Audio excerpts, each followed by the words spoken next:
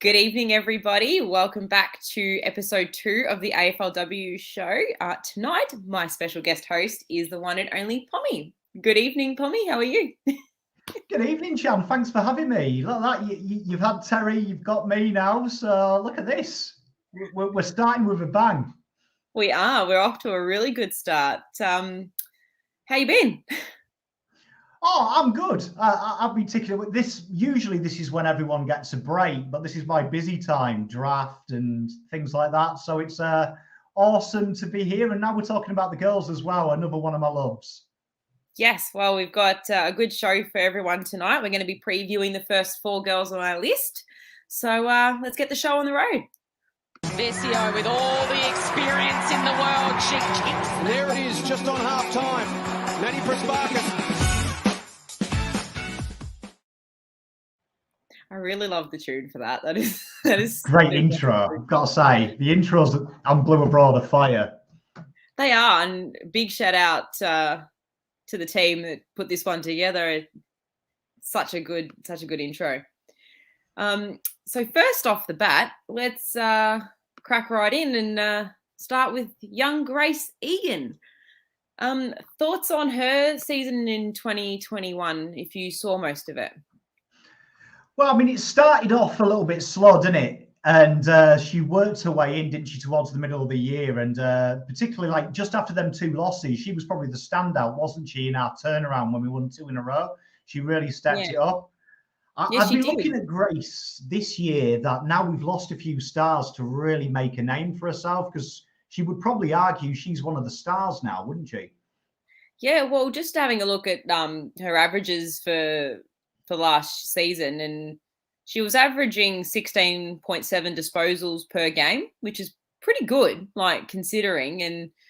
And once she slowly moved away into the middle, she was getting roughly three clearances a game. So it'll be good to see her step up a little bit more in that midfield next year with the loss of Jess, who usually swings into there. So I think that it's a big season for Grace, and like even her contested possessions were averaging about 8 a game. So that's in itself pretty impressive for a second-year player. Oh, I think she really did a job. And there was that period as well where we lost Maddy as well, and she really stepped into that role as well, which we needed someone to do. So I'd say Grace would be one of them girls that wants to kind of really make a name for herself this year and really cement that position, as because we know Maddy's so good. We're kind of like the Carlton boys, aren't we? 2018. We need someone to get to that level of Prespakis to really control that midfield. And Grace would definitely be the girl I'd be looking at to say she's got the talent. Oh, 100%. And I think her running power and her tank would be one of those things that'll get her through this season if she has a big preseason, because I know they've started preseason a couple of weeks now. So given that the season's going to start in early January, they're probably going to do another, 4 or so weeks of training before Christmas. And there's not much time between the Christmas break and the start of the season if they want the season to start on the 6th of Jan. But I know they wanted it to start in December. So that little break might just be what she needs just to, have a bit of a rest before she moves into a big season. And we even potentially moving forward, like just looking at her score involvement. She had 27 score involvements last year. So she's got the capacity to go forward as well. So it's going to be an interesting one to see how Grace goes in 2022. She reminds me a lot of Walsh year 1. And, the one knock on him was he got into 50. He didn't score himself, which is crazy when we go back to it. That was the big critique, and that was why Kane Corn said Connor Rosie's better, because Walsh gets the ball, Rosie finishes it off. And then we saw Walsh add the goals this year. You look at Grace and you think that's her one knock. She gives the ball away. She isn't selfish. If she can gain that selfishness, like you say, them score involvement show she's there. She can finish it off herself. I wouldn't be surprised to see her push Maddy, because she plays an attractive game. I could see her pushing her, so it's not such a foregone conclusion winning the BNF. No, and we'll talk a little bit more about Maddy and moving forward in the next little bit. But I agree with Terry. Welcome to watching your own channel, Terry. Grace is one that could become a real barometer. Yeah, of course, for that midfield group. Yeah, Greg could be the help that Maddy's been craving, because I know she got quite frustrated a lot of the time during the year. So yeah, no, it'll be good to see Grace take up that role. Whoa. Chris Beach. I love Beachy's comments. That's just We've got to mention Ken Corns at least once a week. We do. At least his name has to go up in lights at least once, because you know what? It just strokes his ego a little bit, doesn't it? He is my favourite media personality, I've got to say. He is my favourite. I can't stand him. So he's another conversation for another day. Second up on our list tonight is young Jess Dal Pos. So we picked her up with the Katie Loynes trade to GWS. Jess has played a lot of her junior football in Melbourne. She started off at the Darebin Falcons and is an elite runner. Just having a look at what she can bring to the table, just having a look at what she was averaging last year, her disposal efficiency is around the 60% mark. Her contested possessions is a roughly 4, so she's not quite the midfielder that Grace is, but she does have an impact. Her ability to burst out of the pack has been really, really good to watch, even though she hasn't been a Carlton player. And yeah, so she's not the tackle machine that Grace is, but her intercept possessions are 31 for the season, which is more than the other 3 girls that we're going to be chatting about tonight. So I think that her ability to intercept the ball is something that we can look forward to moving into next year. She can take up that role that we are kind of missing, because I know that Loynesy was kind of that off the half back line kind of intercept for us, heading the ball forward. So it's kind of like a younger swap. Like I will miss Loynesy and her ability to lead out on the field, but it gives Jess that second chance and the ability to take on that role and see where it can take her, because she's definitely one that is a great addition to our list, and I think that she'll be like something that we desperately need. I'm not sure if you saw much of her playing for the Giants at all. Well, you know, I'm a bit of a whore of the AFLW. I enjoy watching as much footy as possible. But Jess, the way I'd describe Jess is she's like a dishwasher, right?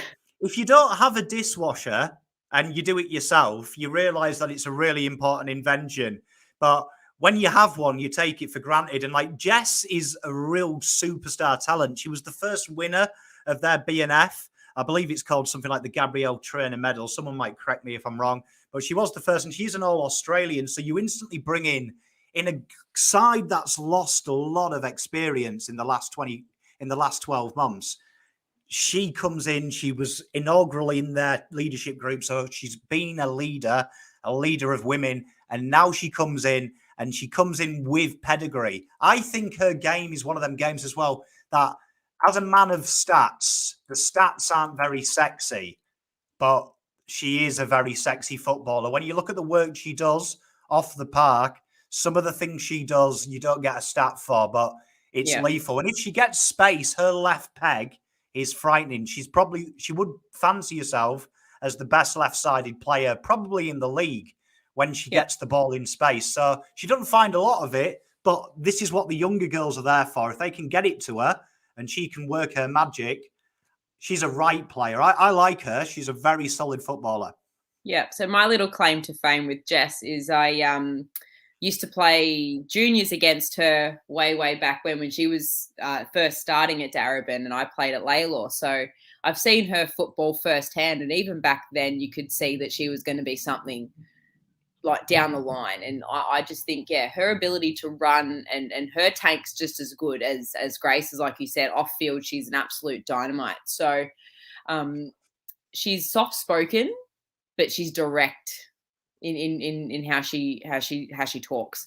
And just to aside to that, she had a little bit of a video that the club posted a couple of days ago. I just want to share it for everyone. We can chat further around it.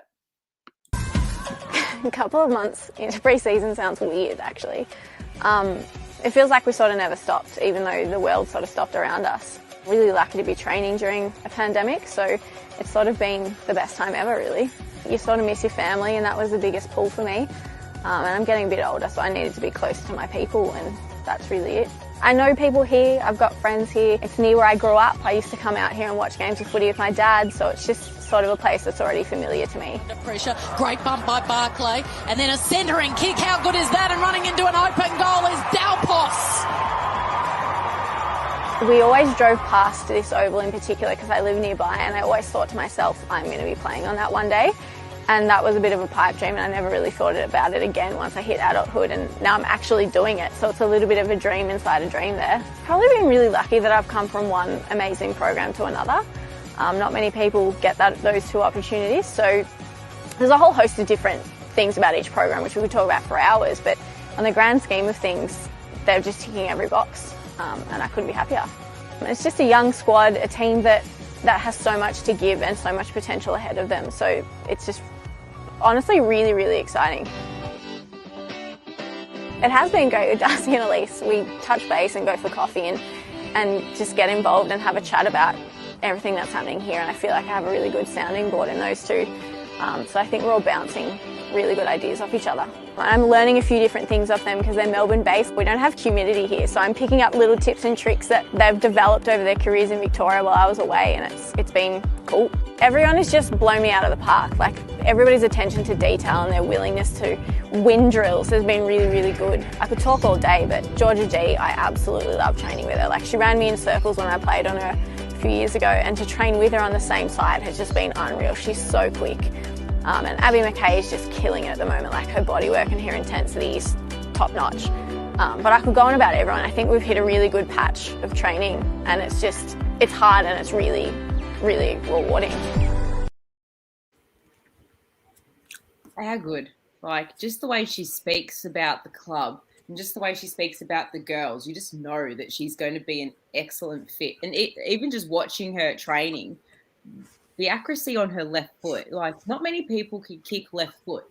And if you can kick accurately on your left, like, incredible. I can't do it to save myself. So, yeah, when God made me, he just made my left side purely to keep me upright. So I feel that anyone who watched me play soccer as a kid, my left side is purely to keep me upright. But one thing I think is amazing about that video is I got Adam Chera vibes. You know, when they talk about how important it is to come home after COVID, you know, to be around your people, she used in the terms of Melbournians. And you heard Chera say the same thing. Family, all my links are here. And it's interesting, I think. It's an understated thing in the whole league for the women and the men, that those who are Victorian, who are stuck of interstate, that will psychologically affect them. So I think you'll see maybe 10%. I'm conservative, saying you'll probably get 10% more from her now, that no matter what happens with COVID, her security is her friends and family are a doorstep away. Where you imagine playing in GWS now, you're Victorian, and you don't know, COVID might not come back with a bang, but it could. That's always on your mind. So I thought that was a really interesting little snippet there to better understand what's going through their minds. Well, definitely. And I know there's a couple of girls that are still from Victoria that play for the Giants. So the fact that she wanted to come home says a lot. And she's played football with Darcy before. She's played with Elise. So she's kind of got that security blanket kind of, and that friendship already like there. So like she said, having people that she knows makes her feel more comfortable coming into the football club. And she even like the fact that the programs are similar but different in certain ways kind of helps her game improve. And Beachy summed it up perfectly. Like her experience will help the younger players coming through. And it's that leadership that she's got, that she's had before, that'll probably put her in really good stead moving forward. Specifically with the young girls, like Georgia G is a perfect example of what Jess can bring. She can help her in certain ways and make her defensive game a little bit better. Yeah, spot on. She reminds me of a big sister, the way she's talking as well, which I think you look at Carlton's list, we've lost a lot of influence type women. So Taylor Harris, even though she wasn't a natural leader, she will have an impact on that list because she's a big, big brand. She's a big name. So you need as many of them type of Del Santos as you can to really prop up the list. You really do need that experience because we've lost a hell of a lot of it. Yeah, well, even with Jess Hosking going as well is just one of those other ones that it's kind of like, well, who do we have to replace that leadership role, that experience on the list? And I personally think that Jess will definitely be one of those heading into the season. It's actually really exciting to see. I've always wanted her to play in navy blue because everybody looks better in navy blue, don't they, Pom? Even exes. Everyone does. Everyone does. Oh, goodness. The next player on our list for this evening is the one and only Darcy Vescio. Everybody loves Darcy. Myself, personally, she's an absolute rock star in every facet of her life. She's hilarious. She's well-grounded, and she's an absolute top-notch footballer. Her game this year, I think, was a lot better than previous years. She had a little bit more confidence in her own ability to have that forward pressure and to back herself in. And the proof was in the pudding when she won the goal kicking for the league. So I feel like from here on in, that's the standard, and she just needs to go above and beyond that. Yeah, I think it's an interesting one as well, isn't it, with Darcy? Because the first 3 rounds, she was really quiet and there was a lot of talk that she was finished. I remember people thinking that this was the natural phase out from Darcy. And then she hit back, didn't she, hard? She couldn't stop scoring towards the back end of the year. That Gold Coast game, she pretty much kept us in finals at that stage on her own. That was and that's the kind of thing she do. And I personally think she might play better without Taylor. I always get the feeling that Taylor tried to get in the way of what Darcy does, and she tried to get the aerial ball where Darcy's better on the ground. So I think she'll enjoy the fact now you look at that forward line, she's really the senior figure of that forward line. She's the main focus. So I'm excited by this because I think Darcy, she's the Eddie Betts of the female league, isn't she? She is. And I noticed a couple of times during the year that they'd pushed her up the ground a little bit as well, just to get her hands on the footy. And like her disposal efficiency is at 72%. And that's better than some of our men's players. Like, that's insane. That's insane. And I even 6 contested possessions per game on average for a forward getting contested possession. That's insane. I just love her ability to win her own footy, and the way that she goes about it is just incredible. And I just don't understand. Some people do have like negative things to say about her football ability, but I don't see it. She's one of those players that can lift a side when it needs to be lifted and just win the footy and just win the game off her own bat. And that Gold Coast game that you described was probably one of those ones. And I just don't see her retiring anytime soon, nor do I want her to. Oh, I think she's a superstar in every sense of the word. And I think even though when you look at the first, I remember the second game, that was when it was kind of a disappointing game, I'd imagine, even for her. She would admit it. But you never question if she's tried. She's given it all. Sometimes I think the nature of her position, it is kind of that Eddie Betts position. If the ball isn't coming to her, her effect is impossible to do. That's her job relies on the ball being there. And like you say, they moved her a bit deeper into the ball. And when that happened, you started to see, it's kind of like that Dustin Martin effect. Once she gets the ball, she can't help find the ball. So I think she's a superstar. And I think this year, us playing finals, I think it all starts on her. I think we will play finals this year. And I think a lot of it will be down to Darcy because she's the glue now that holds this together. 100%. And just some of the comments here kind of sum up how she's going.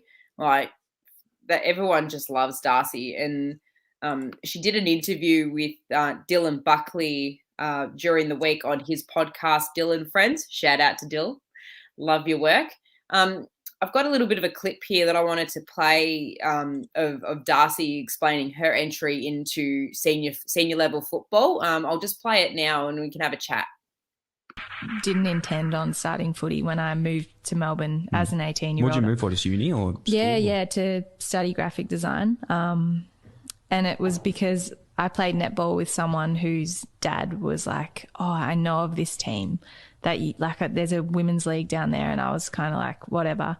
And he got in contact with them and I think my dad made a phone call and then, mum and dad I reckon mum took me down the first training session, had a signed check for my fees and stuff. And it was amazing. Like, I still remember the first time I walked in, like walking down the little hill and just seeing the girls kick. And I was like, I can't believe every girl is kicking a drop punt. They're all marking it in their hands. Like, I was naive, but I genuinely thought I was the only girl who could sort of do that. Like, or I was, a special kind. But it was like walking onto another planet. But yeah, I started playing there. And at that point, it was still sort of a hobby, especially for me, some of the girls were a lot more professional. Like, I played with Daisy and Asta O'Connor, Karen Paxman, Melissa Hickey. And they all carried themselves a lot more professionally than I did when I was an 18-year-old. But I loved it and I thought it was awesome. And I remember it wasn't until I got given a jumper, a Guernsey, and I saw that it said the VWFL and I was like, oh, this is a good league. Yeah. Because I'd heard about it and I didn't know. I was like, I didn't know what league I was in or whatever. But I was like, no, this is a good one. I'm in gold right now. Yeah. That's elite.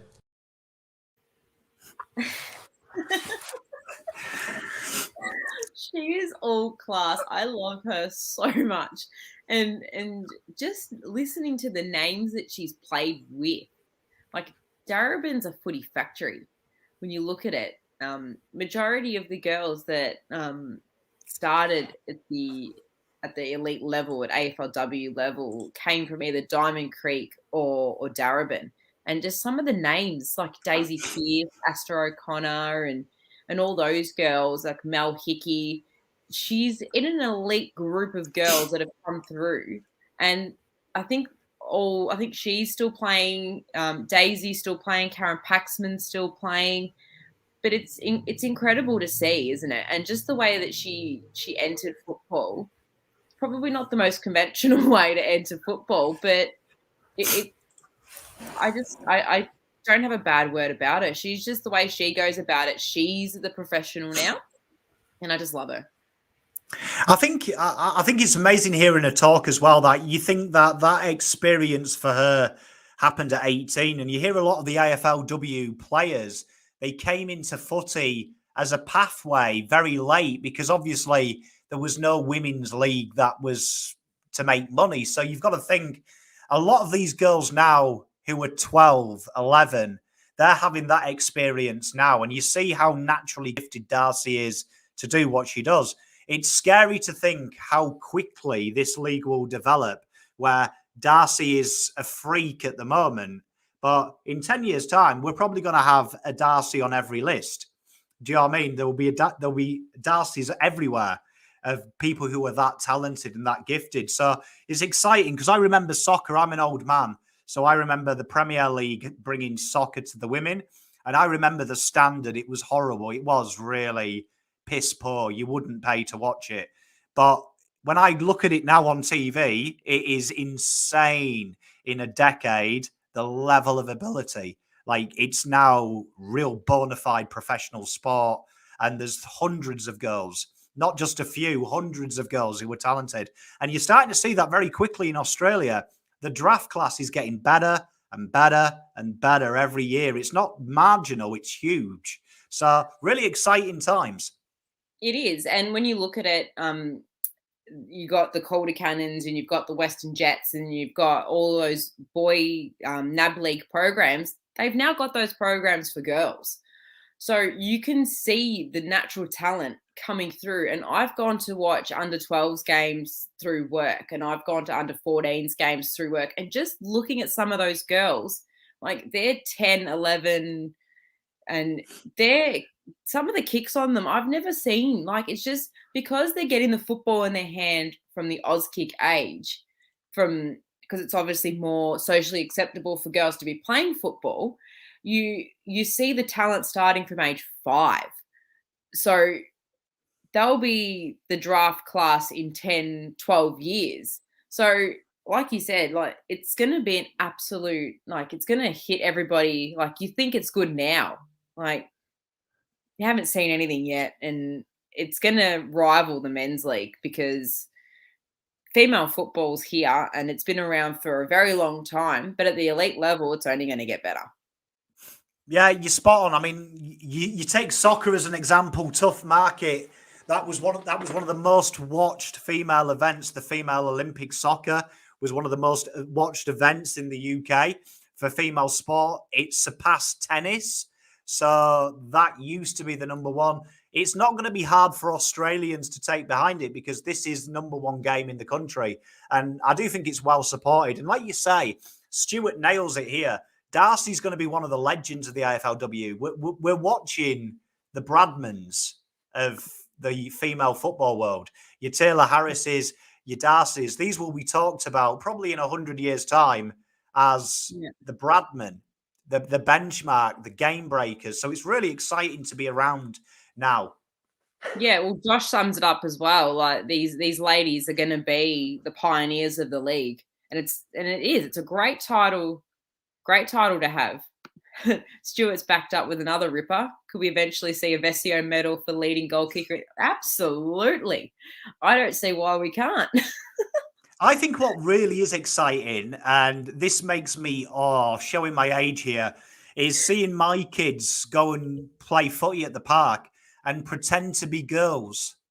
Oh, so, how fantastic. You know, kicking to each other and doing commentary and going, Harris, steps to the left, snags, and getting excited. And I never had that as a kid because we had no female idols really in football. So I think that's great that your Vessios are marketable as well. Like, you saw her on Dill there. You couldn't believe she's a sportsman because she's talking like you or me, like, oh my God, I'm in the good league. Do you know what I mean? Like, doesn't quite understand that she's there. And that's a hero. So really exciting times. Yeah, and I think like I said, she's set herself the benchmark, and I think 2022 season's going to be even better than we saw in 2021. And I really, really hope that she keeps backing herself in. Superstar in every sense of the word. Exactly right. This lady needs no introduction, but I'm going to do it anyway. Maddy Prespakis. What more can we say about this girl? I mean, she is an absolute whirlwind of a footballer, just stepped into the league like she'd been playing it for years. And I kind of mirror her to a Sam Walsh in the way that they're both quite young. They're both early 20s, and they've both just hit the AFL scene and went bang, hit it with an impact. And she's just one of those players that you really want to have on your side because she's tough. She's in and under, and she doesn't take any crap, clearly, because getting suspended pretty early on in the season. But look, her stats speak for themselves. Like 64.5% disposal efficiency, averages 11 contested possessions, averages 4 clearances, 21 disposals a game, and 32 score involvements for the year, and kicking 4 goals for herself. So, like, what more could this girl add to her game that she doesn't already have? Well, I think when Ken Combs compares Rosie to Walsh, I don't think Rosie compares to this girl even. So, no.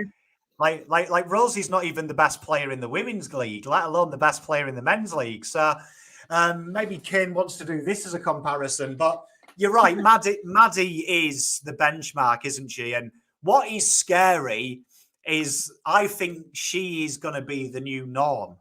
Like you see the lady Patrikios at St Kilda, she burst onto the scene last year. Very similar player to Prespakis. You know, she's strong, she's big, she's quick.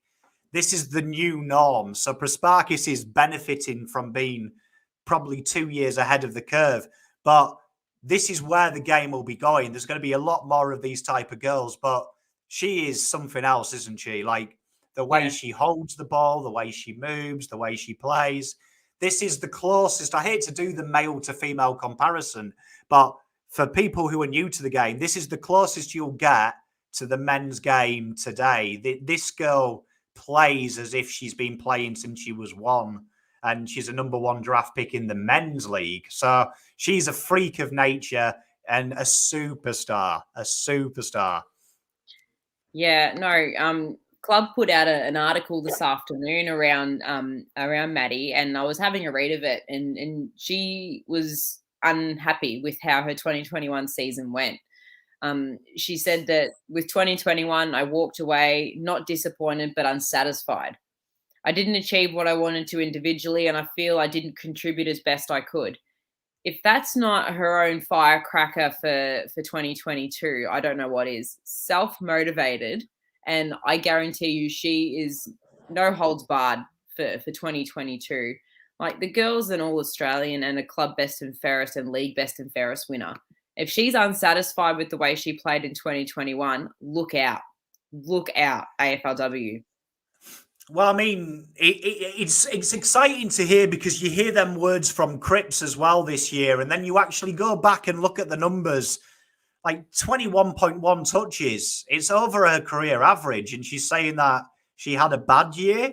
Do you know what I mean? So, but this is the type of girl that can have 30 touches in a game. This is the type of girl that can do what your McRae's, your Mitchells, they can do, she can do. So she's super exciting. And this is the kind of girl that I think has a bigger job in football, in a huge, bigger job, is that she attracts girls to this game, because you watch this and you've got a bigger brother, you've got a little brother. Suddenly she breaks the stereotype of any idiot out there who thinks women aren't tough. I probably wouldn't fight Maddy Prespakis. No. I wouldn't want to come up against her in a game of football. It might take me 3 or 4 beers, but I wouldn't want to do it sober. Let's put it that way. But no, she's a big, strong girl, and she is a talented girl, and she all of our hopes are on her, and that's why we hope these girls step up, because she is a freak of nature. She is, and going back to, I think it was last Monday when I joined your good self and Terry on the Monday night show, and we showed that clip of Maddy talking about Diesel and just the relationship they've already got. And if you're learning off Diesel, like that's just like God. You're learning from the football God. And if you want to improve your game, if you feel unsatisfied, he's the one his door you'd be knocking on, because I just think that he's tough. He was tough as a footballer. Didn't get to see much of him because of how young I am in terms of like watching his career. But if she can model some of her game to how he was, good luck. Like if she's tough now, she's going to be even tougher. And I saw a comment a bit earlier about her potentially being poached by the Bombers. I hope she doesn't. And I hope that if they do throw a Godfather offer at her, Carlton turn around and throw one straight back. So, well, I mean, you'd have to, wouldn't you? I mean, you're talking a long way the best player in the competition, a long way. Like there isn't a small gap. There's a big gap, a huge gap, like insurmountable gap. Like I would say the gap between her and the next best is larger than Walsh and the next best junior player. It's that big. Like it's huge. And the thing is, her sister is touted to be a little bit better than her, Georgie, because she's obviously taller.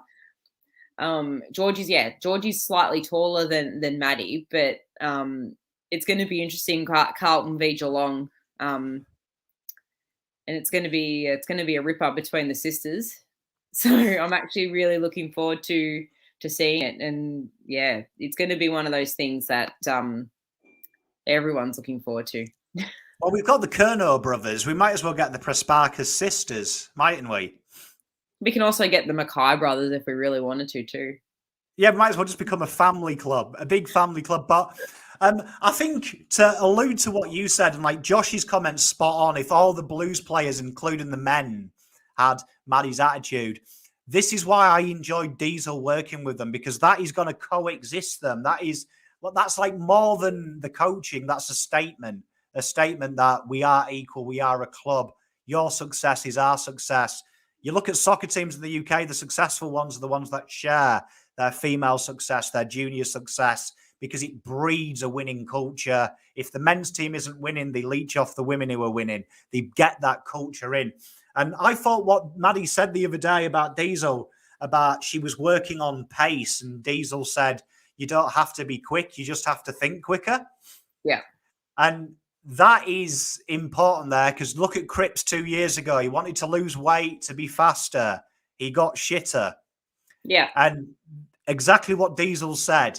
Your talent is your talent. Just learn to use it quicker. You don't need to be quick. If she starts to use her brain faster, look out.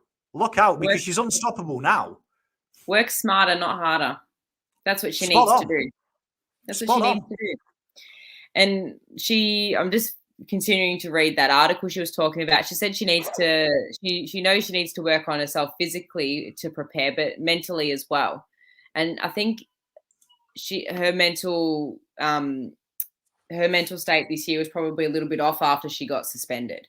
So I think that if she can prepare herself a bit better heading into 2022, I think she's going to be an absolute superstar and a force to be reckoned with. So I've got to say, there's something that I really enjoy about she's willing to jump a punch.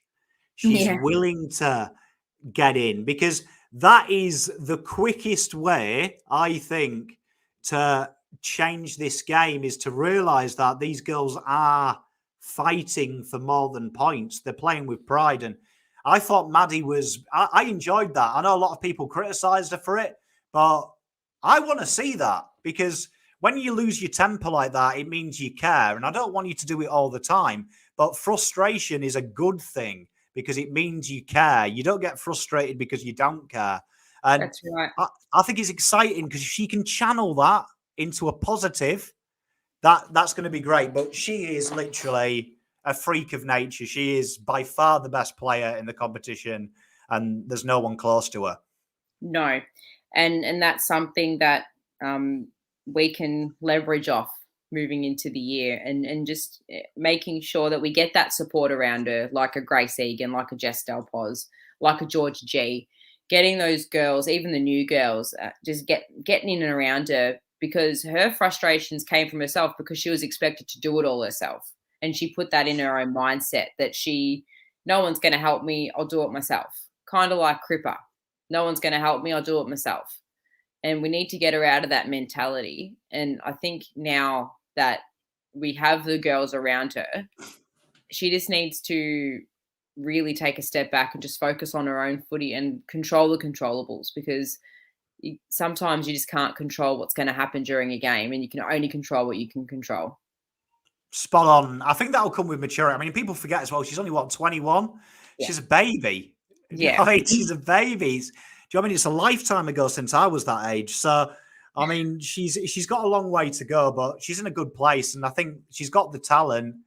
Between the years, that's just a thing of just waking up every day, and eventually become a year older. So I think she's a phenomenal talent. We're lucky to have her. And if she does leave Carlton, that person said, goes to Essendon, God knows what the trade value is of Maddy Prespakis. Like, it's probably the entire franchise. I'd need Essendon to be paying overs for Maddy if they really want to. Well, whoever Essendon pick up in a concession draft to start their list, they need to give us all of them. just as a starting point. So if that's 25 girls, so be it. They're setting up an academy at the Bombers at the moment with their VFL list, and then I think they've got a couple of girls that have already committed to their AFLW list. So it'll be interesting to see how they play out their last year of VFL football. But you're not having Maddy, so move along. No, hands up. We'll give you Levi instead. Too soon. Oh, well, anyway, Pommy, thank you very much for coming on this evening. Don't have much more for everybody. Tonight was just the 4 girls. Next week we'll be previewing the next 4. And I'll have another special guest host. I'll keep that one under my hat for the moment. But I do appreciate you coming on with me tonight, Pommy. It's been great banter as always. Thank you everybody for the comments. Thank you everybody for watching. It's great to have people jumping on board the AFLW train, because it's only going to get more exciting from here in that space, and we move forward towards the season. Fingers crossed we get a fixture soon, because we still don't have that. But thank you again, Pommy. Pleasure as always, and I look forward to doing more shows with you in the near future. My pleasure. I enjoyed it. Thank you very much for having me. You're welcome. Good night, everyone.